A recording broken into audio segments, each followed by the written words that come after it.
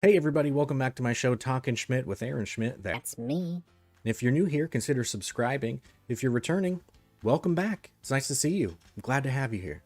And this week we have a really interesting thing that kind of spans Netflix and YouTube and all these different things. It's going to be really interesting, so let's just get right into it. So first we have to start with the Bo Burnham Netflix special, Inside, which if you're unfamiliar with, is Bo Burnham inside of a room during the extent of the pandemic with a camera and lights and a laptop and a keyboard, making songs as a social commentary, a way to cope with anxiety and depression. He makes fun of Twitch streamers, he makes fun of Let's Players on YouTube. It's really, really clever. It's really funny, and I think you should watch it. It's pretty hard to avoid at this point. It's kind of all over TikTok and YouTube.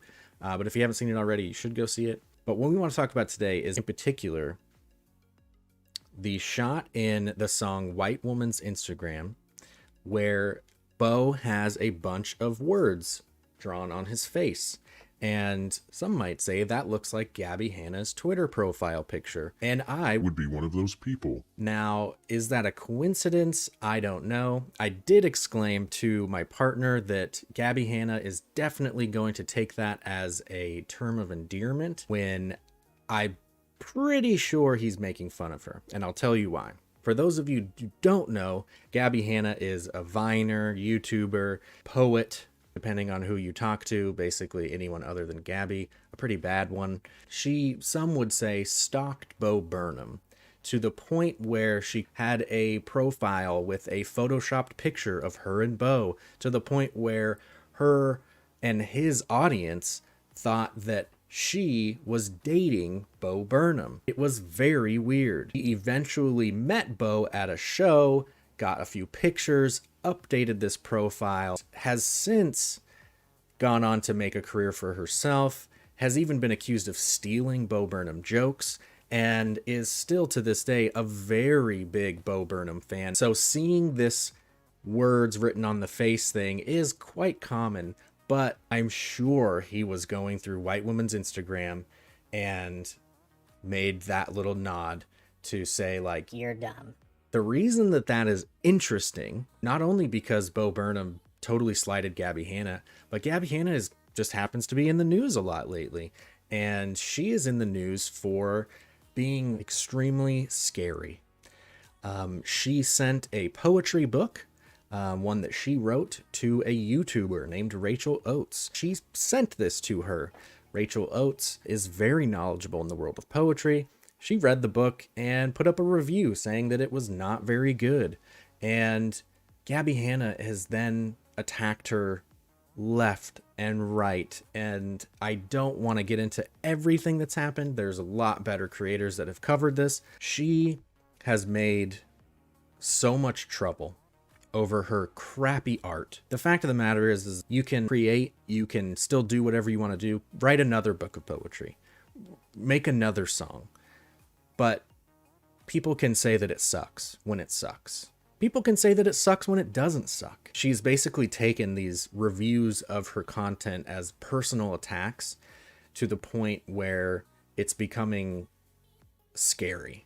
The thing that she's in the news for now is the incident with Jessie Smiles' ex. This has to do with a content creator, Jessie Smiles, being friends with Gabbie Hanna, and Jessie being SA'd by her ex-boyfriend, Curtis. She substantiated these claims. Gabbie Hanna has basically taken Curtis's side. She has lied to Jessie, she has lied to everybody, and is very clearly an R apologist. It's pretty disgusting. She's a problem, a really big problem. It needs to be discussed. And so this brings us to the third level of this. This week on the Frenemies podcast, they labeled the video talking about Gabbie Hanna. And the history with Trisha and Gabbie is very, very interesting. Basically, it boils down to Gabbie saying that Trisha and her were really good friends. Trisha saying, "We've only met a couple times. I don't really know you that well." There being a huge discourse off this.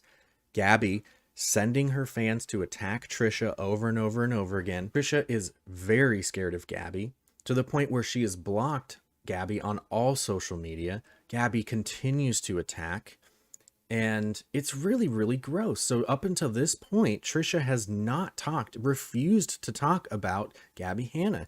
And on the Frenemies podcast, they've covered a lot of stuff. David Dobrik stuff in particular is probably the most high profile and the most disgusting. Before the video comes out, Trisha posts on Twitter saying that she had wished she had seen the Jesse Smiles videos on Twitter before they had recorded, because it just triggers her so much and she would have liked to show support for her. In the comments to this Twitter post are, "I hope you and Ethan are okay. I hope everything gets figured out."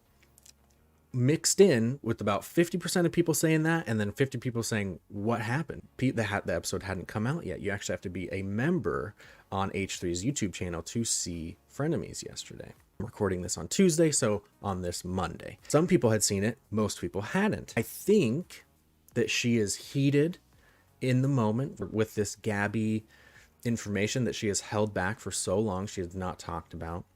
She's finally talking about it. They get heated. Her emotions are high. Ethan introduces a new topic, a new segment, where they give advice to the audience, where we can email them and they will give advice. I think it's a great idea, as it gets your audience to interact with you. It's fun for us. I was even thinking at the moment, I'm going to write an email right now. I want my email read on the Frenemies podcast. That's amazing. Weirdly though, Trisha gets very mad and says that that's a bad idea. She doesn't want to do the segment. She doesn't want to do the advice segment. To which Ethan, as well as I, were like, "Oh, that's interesting.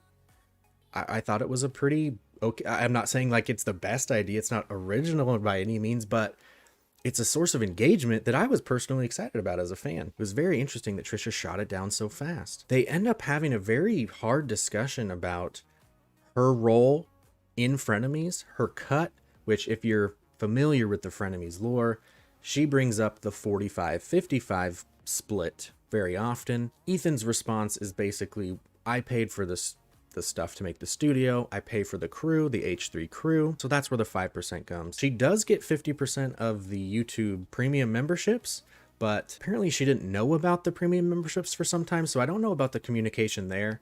It seems very weird. It's interesting because on the show, Ethan seems very open and honest and about stuff that he would like to talk about. But when it's stuff about that, he talks about money. He talks about how much they make and how many views and the percentage. Everybody's emotions start to rise a little bit.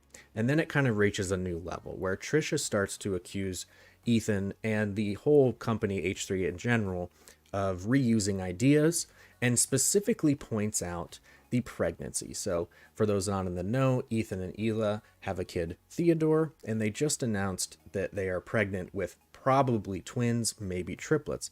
Very exciting. On the H3 show After Dark, they were even talking about how excited they were to show Trisha and to tell Trisha about this news and how excited she was going to be. To find out that Trisha was upset that they had named last week's Frenemies episode Pregnancy Announcement because an H3 podcast title was Pregnancy Announcement was very hard to hear. As a fan, I can't imagine from Ethan and Hila. And then she also goes on to accuse the team of not working very hard. So Dan and AB and all those guys, she's just saying that they don't work very hard and that they don't do much. And it was all a lot. It was all a lot. And I really wonder if it came from the heat of talking about Gabbie. It eventually gets to a point where Ethan says, "I'm wrong, you're right, everything's fine, you're not mad." This very much gets to her. This very much is the end. Once he says, "You're right,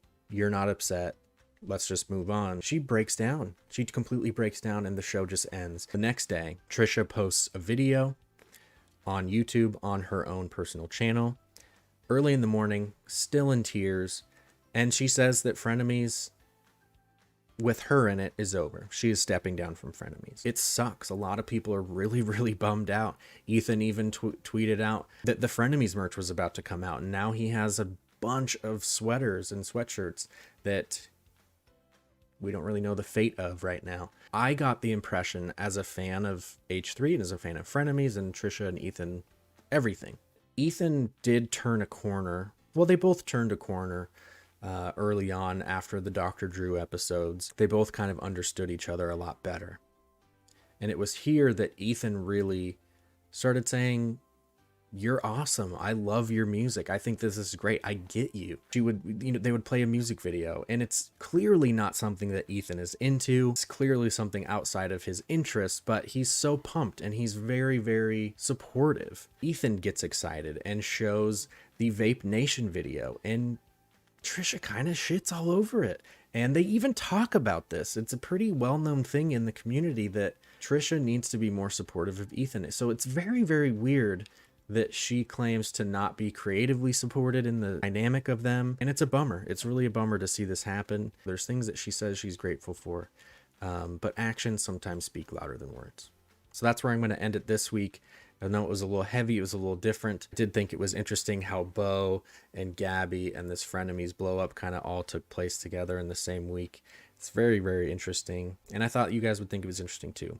If you did, hit the like button, subscribe if you want more. If you didn't like it, hit that dislike button, comment, and tell me why. Don't forget you can catch up with all the other Talkin Schmidt episodes in the playlist on YouTube. The Derailed Boys are streaming at twitch.tv/derailed 5 days a week. You can follow us on Twitter and Instagram so you never miss anything we do on YouTube or Twitch. Thank you everybody for watching. See ya.